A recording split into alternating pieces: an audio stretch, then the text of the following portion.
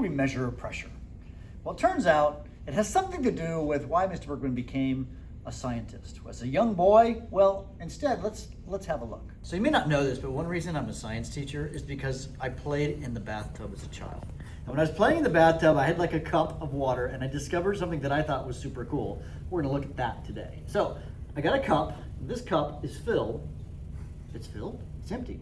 No, it's filled with air. So if I have a seal and I take this and I put this in this vat of water, watch very carefully as I push down.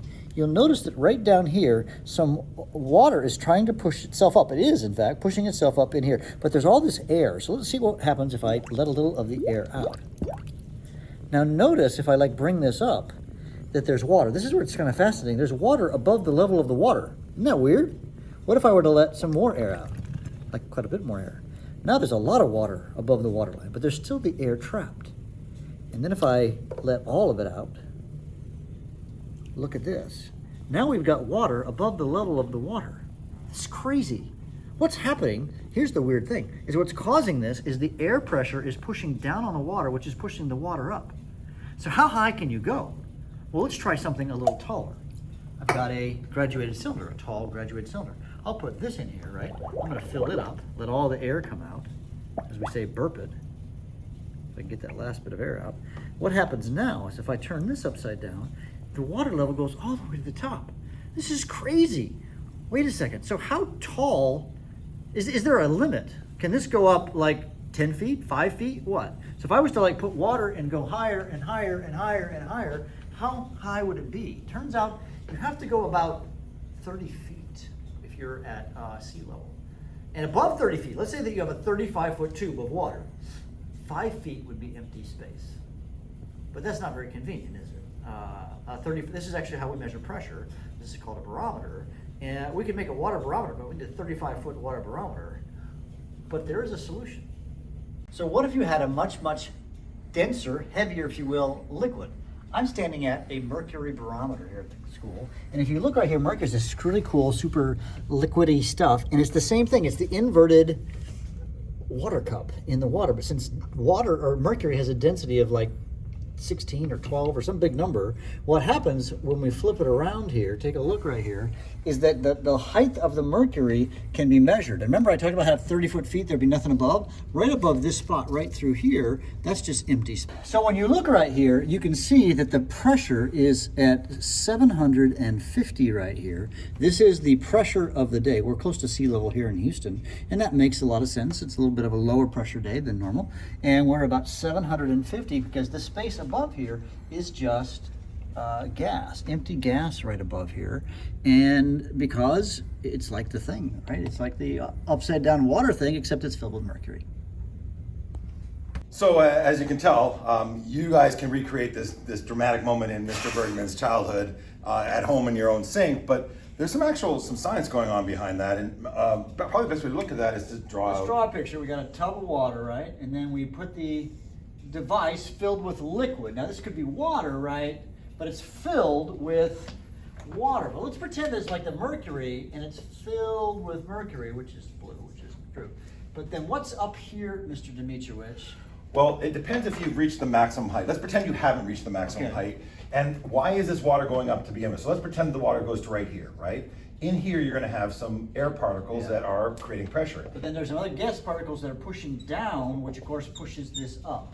So pretend you have this, a massive amount of particles, and here you have a few. Won't these gas particles want to go in here? Yeah. But there's water blocking the way and they can't go through this. So therefore they go up. But if you completely burp it, and it isn't water, it's something short, some more dense liquid like the mercury we talked about a minute ago, it's going to go to a certain height, and then there's going to leave a gap at the top. You can't push it up an infinite height. Remember we said 32 feet for water and 760 millimeters neighborhood for mercury. So how do we measure pressure in light of that? So the reality is we can take this barometer and we can go to different heights around the world. Now we talked about going specifically to Colorado, and the reality is there's less pressure, so there'd be less particles on the outside pushing down. So would the liquid go up quite as high, Mr. Bergman?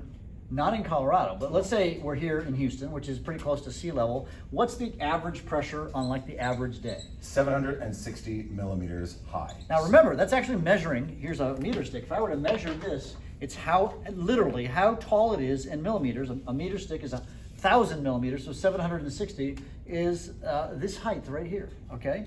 So you just measure how tall, that's actually how you measure pressure? Yeah, How tall it's the how column of tall- mercury is? Yeah, and we use mercury instead of water because who wants to go around with a tube that's the size of 32. this room? Yeah. But the guy who did this, his name is Torricelli, and so boys and girls, if you ever want to be famous for something sciencey, we name it after you. So the guy who did this with millimeters of mercury, his name was Torricelli. So we call that a TOR, T-O-R-R. TOR in honor of him.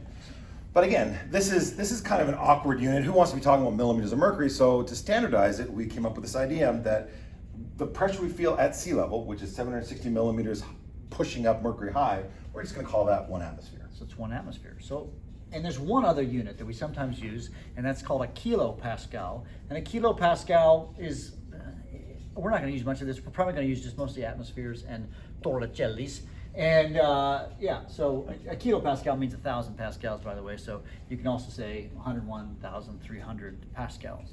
All right, so let's do a quick conversion. I think that's you. So when I was in Woodland Park, Colorado, what we found is that the average pressure was about 600 millimeters of mercury on an average day.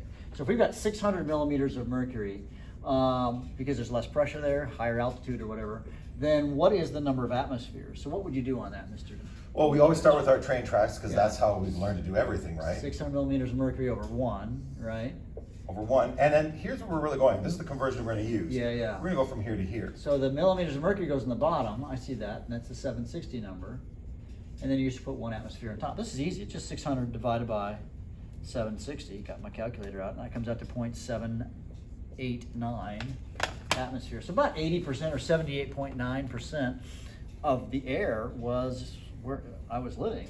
Interesting implications about that. When you're living at high altitude, there's 20% less air to breathe. Yeah, and we see ramifications. If you're like a top tier athlete, there's something called altitude training, where they go up to these high mountain areas, or they recreate it here at sea level. And essentially, what they're doing is they are doing what?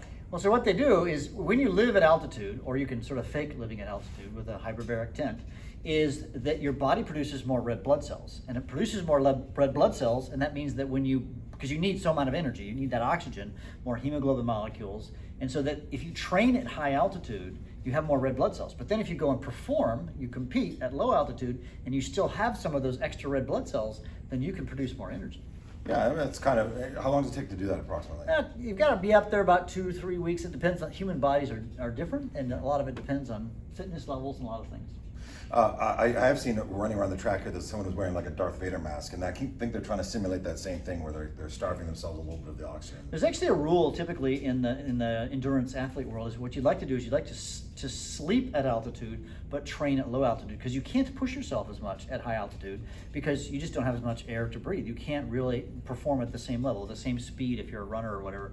But yeah, altitude is a very interesting thing. And one of our football coach used to tell me, he says, my athletes, it takes them an extra week to recover from the same injury when I used to coach at low altitude. So because there's less oxygen, that creates less opportunity for the body to repair itself. So there's negative effects of it, but also positive effects for certain types of athletics. And all of that we got from burping a container that you can do in your own home. Yeah. Who would have thought? We're going to do some really cool stuff in class the next couple of days, but anything you want to leave us with? I'm just going to make sure we include the unit right there. You have a naked number there, Mr. Demetrievich. Just trying to make sure that you guys are catching things. Good job, Yeah. Mr. So Bergman.